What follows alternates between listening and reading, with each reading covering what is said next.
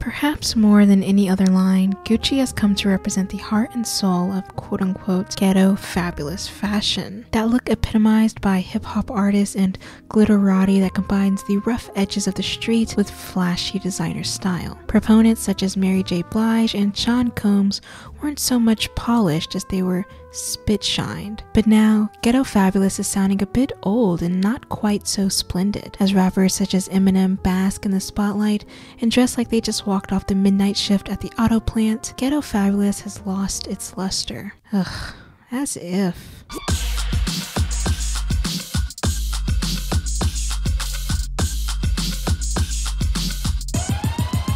The way Nene Leakes walked carefully down the graffitied streets of Kenya Moore's new ghetto neighborhood, the ghetto, while lamenting over the frugal conditions of Kenya's new apartment. I was shocked, honey. I was in tears almost. And it has a white refrigerator. I was like, oh, not a white refrigerator. Girl, please put your shoes on. Let's go find you a home. Is of any indication, the term ghetto does not have positive connotations. It's often used in relation to poverty, minorities, resourcefulness, and, as Nene suggested, inner cities. The term ghetto first appeared as early as 1516 to describe the Venetian ghetto, a place in Venice, Italy that Jewish people were forced to live in as a result of the religious segregation put in place by the Venetian Republic. These ghettos were effectively cut off from the rest of the population by a bridge and a gate that was open during the day but was locked and surveilled during the night. According to Marie Jose Granzard, quote, living conditions in the ghetto were cramped and unsanitary. Rooms could be reached only through other families' living spaces, and all residents were required to wear yellow headgear or a badge to denote that they were Jewish people from the Venetian ghetto. After Napoleon's troops broke down the Venetian Republic and burned the gates that separated the ghettos from the rest of the population, wealthier Jewish people integrated into the city, while those who were more impoverished remained in the ghettos. Per Daniel B. Schwartz, author of How America's Ugly History of Segregation Changed the Meaning of the Word Ghetto, quote, in the ensuing decades, the word ghetto was resurrected to new big city Jewish immigrant neighborhoods, such as Manhattan's Lower East Side. These areas were densely crowded but legally, voluntarily, and more mixed between Jews and non-Jews in reality than in popular perception. Later still, during World War II, the Nazis revived the ghetto as a site of enforced Jewish segregation, as places of mass starvation and disease, and eventually of deportation to the death camps and killing fields. The Nazi ghettos bore little in common with the original Italian ghettos beyond the name, end quote. Okay, I know that was tough to get through. I'm trying to get through all of the tough stuff first, and then we'll talk about fashion and femininity. You okay?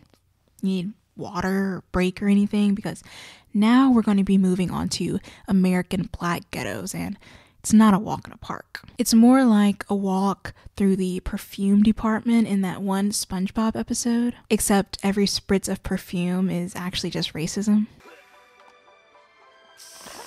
American ghettos began popping up between 1890 and 1940, according to David M. Cutler et al., as the, quote, first large-scale black migration from the rural South to the urban North, end quote, took place. As these urban areas grew more diverse, white people started white peopling. They took that scene from Mommy Dearest where she finds a wire hanger in her daughter's closet.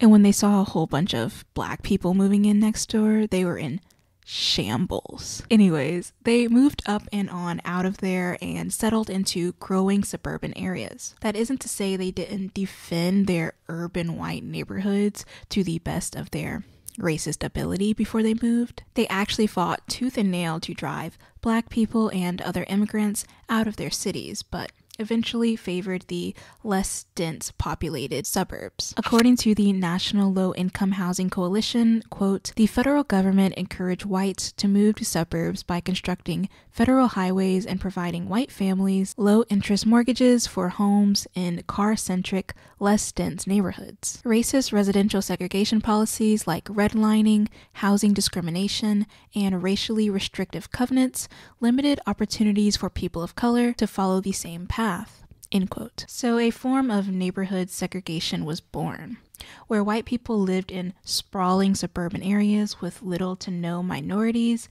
Black and brown people resided in the urban areas white people left behind. And where white people go, funding usually tends to follow. Since a majority of the white people who left were upper and middle class, the cities they left behind had a shift in economic investment, which contributed to urban decay.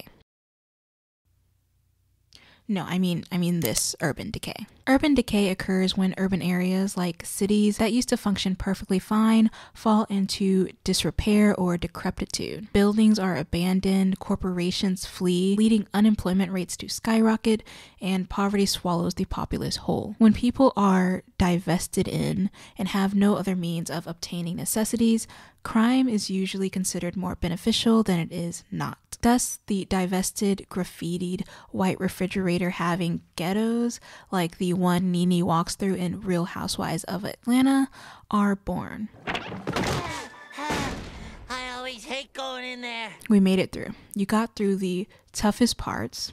I'm proud of you. You should probably get a snack, get some water, and find a comfortable place to relax. Because from here on out, it's a fabulous ride, honey. I should have known when I met her back at Midtown, at Dogwood, when I was going through a rough patch, but it's all good. I even told about the As Ashley N. Payne puts it, quote, hip-hop has been a particularly contradictory space for Black girls, with displays of misogyny and hypermasculinity, as well as empowerment. Black girls draw on the ratchet identities performed by Black female hip-hop artists to create home places free from the moral scrutiny of respectability politics. Hip-hop has always been a complicated and messy space where respectability politics and misogyny can be challenged as Black women struggle to reconstruct an identity that pleases them and the collective Black community.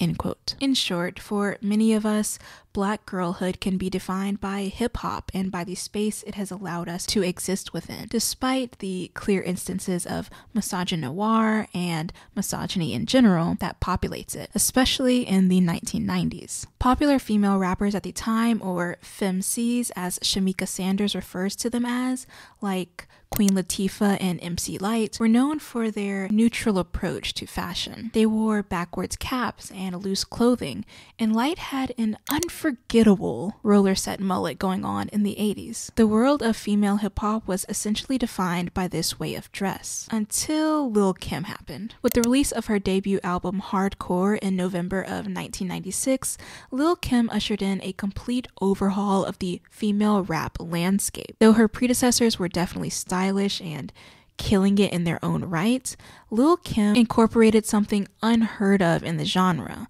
a startling flair of ultra-femininity, high fashion, and promiscuity. She was best known to be dripping in diamonds, fur, colorful hair, and risque fashion choices like her 1999 VMA appearance. Goody Two Shoes has an amazing video analyzing the many forms of Lil' Kim's fashion, which I highly recommend for a more in-depth look at the fashion icon that is the Queen Bee. Lil' Kim's vivacious, colorful, and ultra-feminine appearance could be labeled as ghetto fabulous, as celebrity creative director Paris Che recalls. Ghetto fabulous typically refers to Black people, especially Black women, whose outward performance of wealth and materialism is superficial, as they typically come from impoverished or ghetto backgrounds. And before you ask, yes, it is a greatly charged phrase. I've already talked about the creation of ghettos and the living conditions that resulted from that, and how essentially Black people were forced to stay in impoverished areas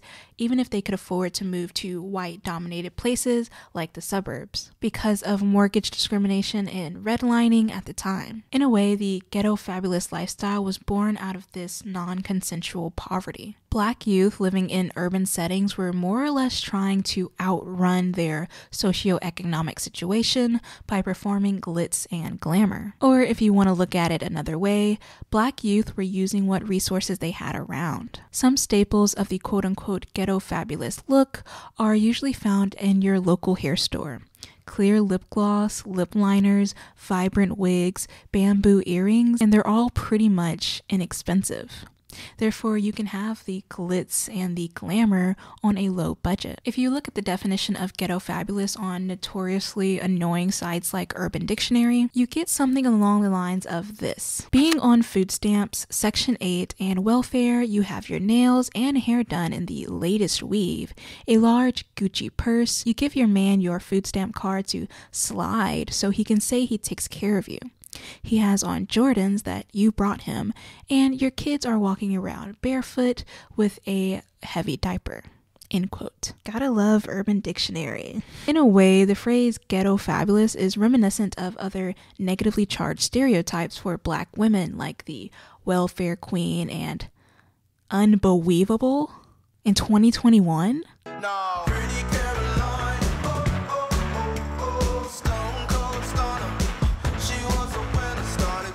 Even though the concept of ghetto fabulous is strife with negative connotations and anti-Black sentiment, I strangely don't view it that way. I consider it an extension of Black culture, of all the long nail-wearing, box braid-having women I see in real life, and the ones I saw on my television screen growing up, even if they were painted in a rather poor light. Though the concept of being ghetto fabulous was mainly popular in the 90s, the culture surrounding it lives on. Modern celebrities still don the colorful fur coats, the vibrant wigs, and even long, curling acrylic nails have become popular in the mainstream. The resilience of this lifestyle is heartwarming because within it we see one of the many forms of Black femininity persevering. Unapologetic loudness, not just in octave, but in visuals.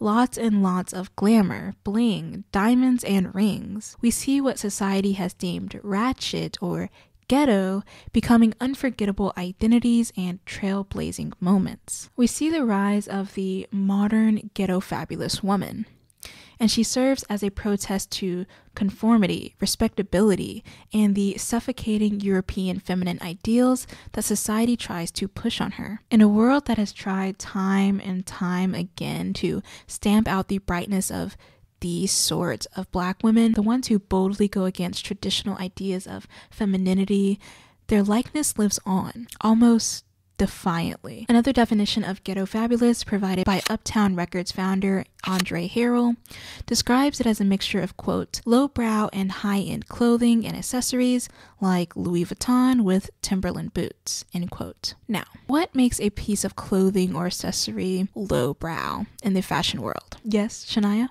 Yes. What is racism? Yes. Correct. If you watched my linguistic discrimination and the pitfall of intelligence video, I talk a bit about lowbrowism versus highbrowism and how things become classified as lowbrow depends on their proximity to lower classes or minority groups. For instance, AAVE, which is African American Vernacular English, or Twitter stan language if you're Brittany Broski. Maybe I just put too much. Is considered a broken or butchered form of English because of its relation to Black people, even if it is a sophisticated language with its own grammar systems and rules. But you ain't hear it from me. The same pretty much goes for fashion, in my opinion. Things that are popular among Black and brown communities, especially those that are impoverished, are seen as dirty or ghetto before they're co-opted by white middle or upper class communities or celebrities, where it flourishes as a new stylish breakthrough. Which brings us to the worst blog post I've ever seen in my life. I stumbled across this 2013 blog post by Alexis Knott, who is a DJ and celebrity stylist. I just want to reiterate again that this was in 2013, so I'm not trying to cancel her or anything. A lot of people were unfortunately like this in 2013, like a lot. And before you ask, yes, she is. How to be ghetto fabulous. You know where this is going. Here are just a few ways you can become a ghetto princess. Step 1 is to basically be free of shame and don't let the haters, with a Z, get you down. Step 2 is to get the ghetto dictionary out. You have to talk ghetto fab, not just look ghetto fab, babes. So instead of saying, I'm here, boy, you say, I'm her, boy. Step 3, you have to walk, stand, and pose with swag. Shake that booty, girl. Step 4, always have fab hair and nails. No ghetto queen leaves the house without zebra print nails covered in jewels. I actually think I have a hernia after reading that. I am not joking. All right, I pushed that hernia back in and I'm raring to go. I think Miss Knox's blog post really embodies society's view of what makes fashion ghetto. And it's just blackness. Things that are tacky or often mismatching prints, which for some reason is typically associated with black people. I don't get it. I'm just the messenger, but whatever. Grammar that goes against the standardized English used in quote-unquote professional settings, styled hair, acrylic nails, and twerking, apparently. It's very clear, at least to me, that this blog is sort of mocking things that are typically associated with black people or lower class people, and in a way mocking what it means to be ghetto fabulous in the first place. It's written in such a way that I can't even tell if it's satire, but then I remember it was 2013 and I'm like, oh shit, that's real. But because of its cultural impact, you can see how ghetto fabulous lived on after the 90s, even after the style more or less ended in the year 2000 with the rise of the alleged pimp era. You can see traces of it with Rihanna in her mini fur coats, my favorites being this flame-dyed number, oversized pink one, and her infamous green puffy fur coat. You could see it in Cardi B's multicolored bandana dress with a matching Birkin and bandana woven ponytail, and Fashion Nova shoes, of course. Nicki Minaj's logomania, neon wigs, and whimsical nail art also come to mind. These celebrities and their stylists have a proclivity of mixing high fashion brands like Fendi and Louis Vuitton into loud, gaudy outfits that don't fit into what's considered high fashion and sophisticated. If it were on a white person, it would be a totally different story. Hell, it's a different story on celebrities, no matter the race anyways. Regular, degular black women who don't have the wealth or the fame, who present this form of fashion, the vividly colored hair, the long acrylic nails, the uniquely colorful outfits, they're ridiculed online and called trashy day in and day out. The black Barbies, the one who create trends and watch mainstream Hollywood take them and run, are shunned because of how tacky they are. But have you ever taken the time to consider how much effort and energy and intricacy goes into this sort of lifestyle? The nails, the hair. People don't just wake up like this. I don't know what Beyonce was talking about. At the end of the day, I'm always ride for my black Barbies in Bulgari, as Lil' Kim said. The ghetto fabulous subculture is alive and kicking, and I'm proud that it is. I'll leave you with this line from Ashley N. Payne, author of the Cardi B Beyonce Complex, Ratchet Respectability, and Black Adolescent Girlhood, that really sums up how I feel about the ghetto fabulous woman. Quote, "The politics of respectability, a term coined by Evelyn Higginbotham, references how black women are expected to embody middle-class values, ideologies, behaviors, and dress. In essence, ratchetness redefines black girlhood/womanhood in that it teaches us to dismiss the oppressiveness of respectability." End quote. I know that's right, bestie.